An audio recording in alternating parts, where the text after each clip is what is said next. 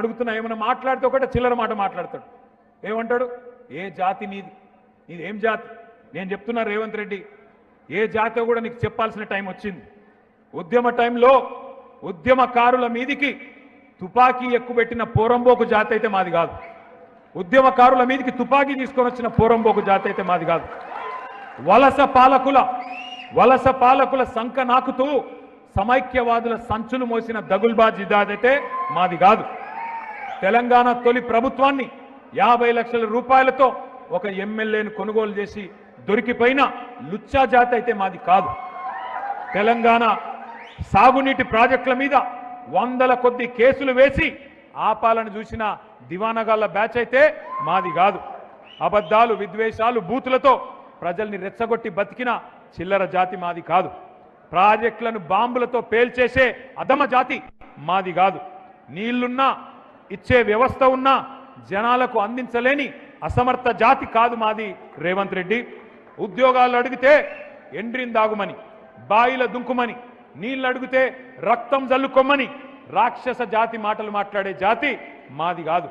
అన్ని బాగు చేసి అప్పజెప్పినా ప్రజారంజకంగా పరిపాలించకుండా వానికి వీనికి మూటలు మోసి జనాలను హింసించే రాక్షస నికృష్ట జాతి మాది కాదు.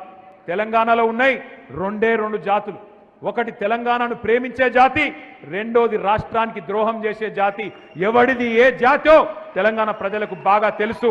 ఎవరు తెలంగాణ తెచ్చిండ్రో, ఎవరు తెలంగాణను ఇవాళ వంచిస్తున్నాడో, ఎవడు తెలంగాణకు అన్యాయం చేస్తున్నాడో అందరికీ తెలుసు. నేను ఒక్క మాట దయచేసి మీరు ఆలోచించాలని చెప్పి నేను కోరుతా ఉన్నా. ఈయనకు బుద్ధి వస్తలేదు రేవంత్ రెడ్డికి. ఇవాళ రైతులు చచ్చిపోయినా మంచిర్యాల జిల్లాలో సోయి లేదు. రైతులు రోడ్లెక్కి ధర్నా చేసినా పంటలు కొనుమని బుద్ధి లేదు. ఆయనకు తెలివి రాదు.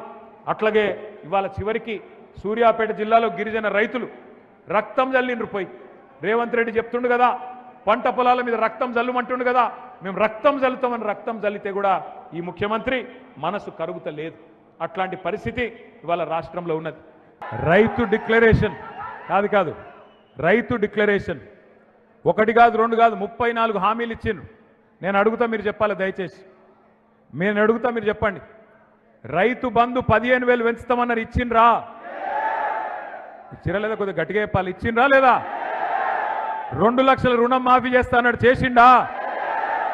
కౌలు రైతులకు రైతు బంధు ఇస్తా అన్నాడు, ఇచ్చిండా? రైతు కూలీలకు రైతు భరోసా ఇస్తాడు, ఆత్మీయ భరోసా ఇచ్చిండా? పత్తి, వరి, మిర్చి అన్నిటికీ బోనస్ ఇస్తా అన్నాడు, ఇచ్చిండా? చివరి గింజ దాకా కొంటా అన్నాడు, ఇచ్చిండా? కొంటుండా? 24 గంటల కరెంట్ ఇస్తుండా? మరి మంచిర్యాలలో మనకు తెలిసి వచ్చిందా మార్పు అంటే ఎట్లుంటుందో? గిట్లుంటుంది. మరి ఎట్లుంటుంది అంటే ఒక్కసారి ఆలోచన చేయండి.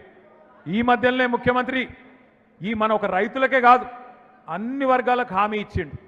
నేను పిల్లలకు 2 లక్షల ఉద్యోగాలు ఇస్తాను మొదటి సంవత్సరం అని రాహుల్ గాంధీ డైలాగులు కొడితే, నిన్నగాక మొన్న యువ సంగ్రామ సదస్సు అని హైదరాబాద్లో వాళ్ళు ఎక్కడనైతే మీటింగ్ పెట్టిరో మేము అక్కడనే పెట్టినాం. వరంగల్లో వాళ్ళు ఎక్కడైతే మీటింగ్ పెట్టినరో అక్కడనే పెట్టి రైతులను అడిగినాం. నిన్నగాక మొన్న పిల్లల్ని అడిగినాం 2 లక్షల ఉద్యోగాలు వచ్చినాయని. వాళ్ళైతే ఎట్లా మాట్లాడిరో మనం మీరు చూసే ఉంటారు. ఆడపిల్లలు ఎట్లా మాట్లాడిరో కూడా మీరు చూసే ఉంటారు. చూసినరా లేదా? ఎక్కడన్నా రేవంత్ రెడ్డి దొరికితే పొరపాటున పొట్టు కొట్టేటట్టున్నారు. గట్లాంటి పరిస్థితి ఇలా రాష్ట్రంలో.